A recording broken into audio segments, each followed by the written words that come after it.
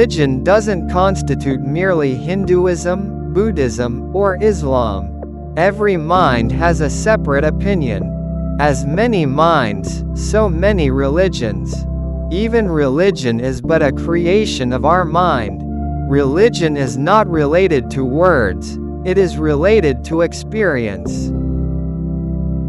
The basis of all religions are these three fundamental elements: mind, world, and God. In the past, our kings fought several battles in the name of religion, and these religions have done more harm than good to humanity.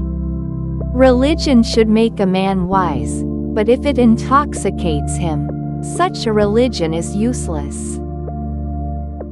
Religion should increase man's wisdom and knowledge. Religions were founded only to realize the self, but the self existed even before the birth of these religions. Religion doesn't imply the performance of good deeds. It is related to the way of life. Hinduism is our religion. It is also called Sanatana Dharma, or the ancient religion.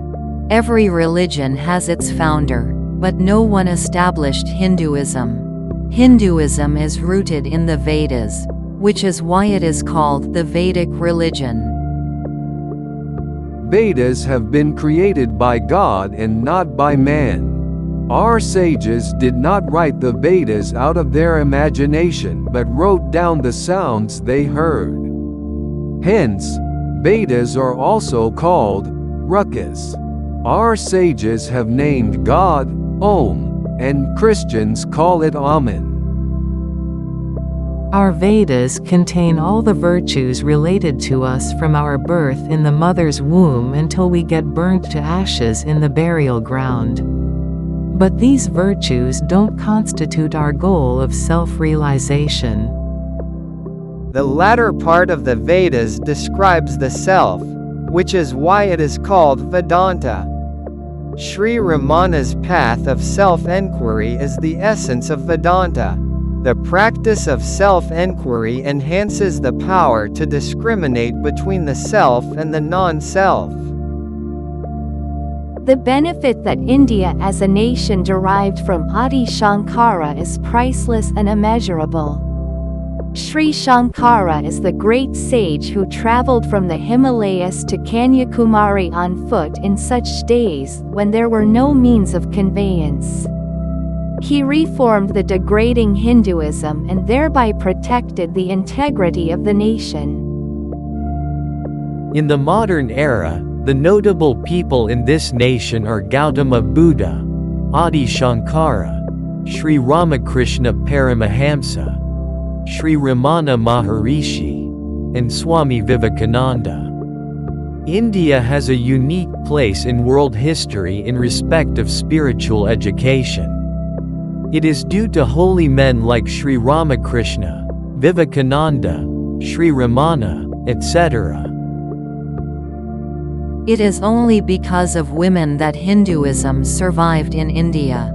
In the current scenario, reason is more important than devotion for India.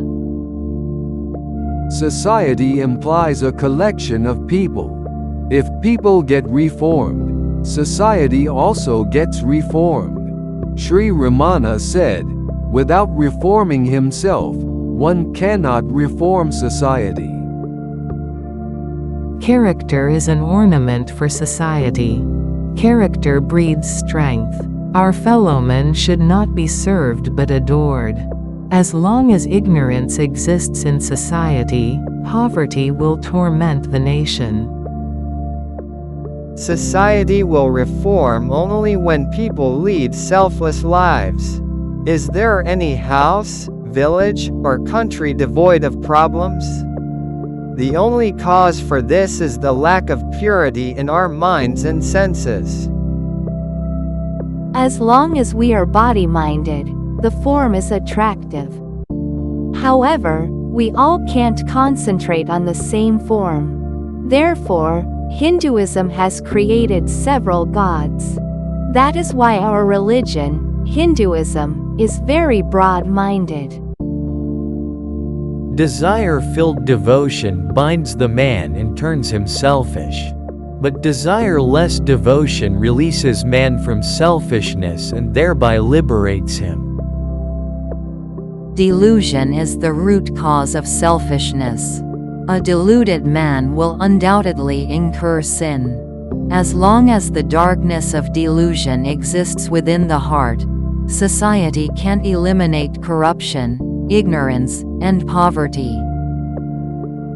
If every person can reform himself, society will reform automatically. It is because there is no separate existence for society without people. A characterless nation can't progress.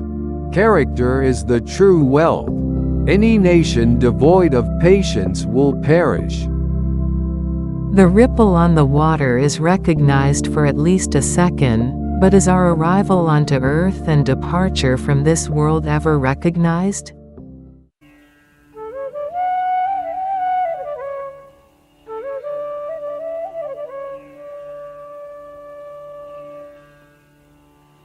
निराधारस्वरूपोऽहम् सर्वाधारोऽहमेव च आप्तकामस्वरूपोऽहम् अहमेवाहमव्ययः।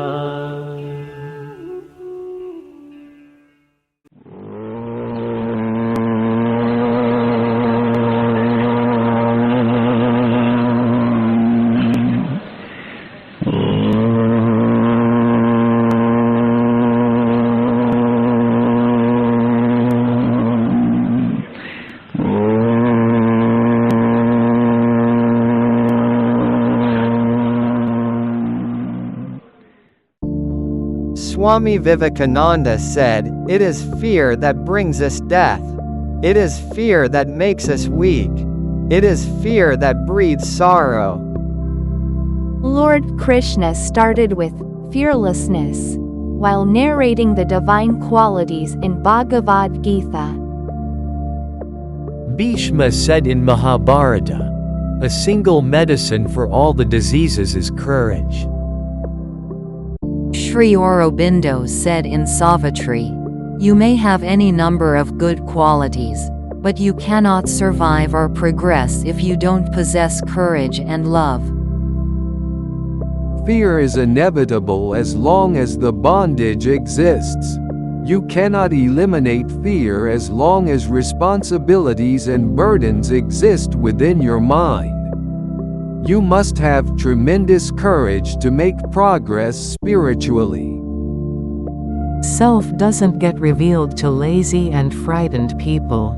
Your fear will vanish with the increase in your love for God. As long as the fear exists, taking birth is inevitable. Your true friend is your courage, certainly not your money.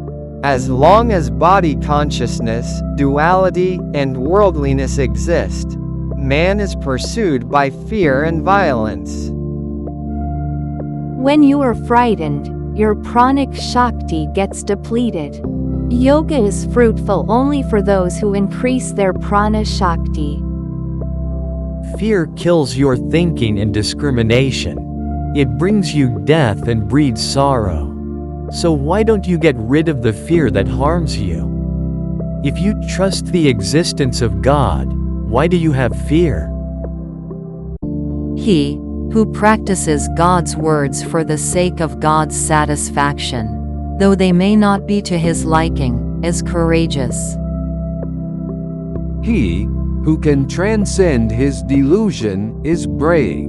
A coward can never kill his delusion and will undoubtedly incur sin. A coward can neither transcend nature nor trust God's words. Never pity yourselves. A person is courageous when his only goal is self-realization, and he is always ready to die for the sake of self. Whoever conquers his mind, rather than the whole world, is courageous and bold. He who exchanges back, word for word, is not brave. Instead, he who tolerates them is brave. We came onto this earth all alone. Also, we have to leave this earth alone. Then why do you fear to live all alone? My dear friends, this world represents a dog. The dog stops chasing you if you face it boldly. Instead, if you keep running out of fear, it will certainly not stop its chase. Similar is this world. Only the brave can transcend this world. God reveals himself only to those who transcend nature.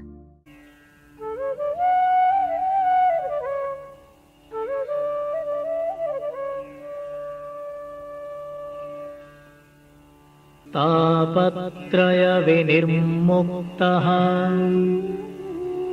देहत्रयविलक्षणः अवस्थात्रयसाक्ष्यस्मि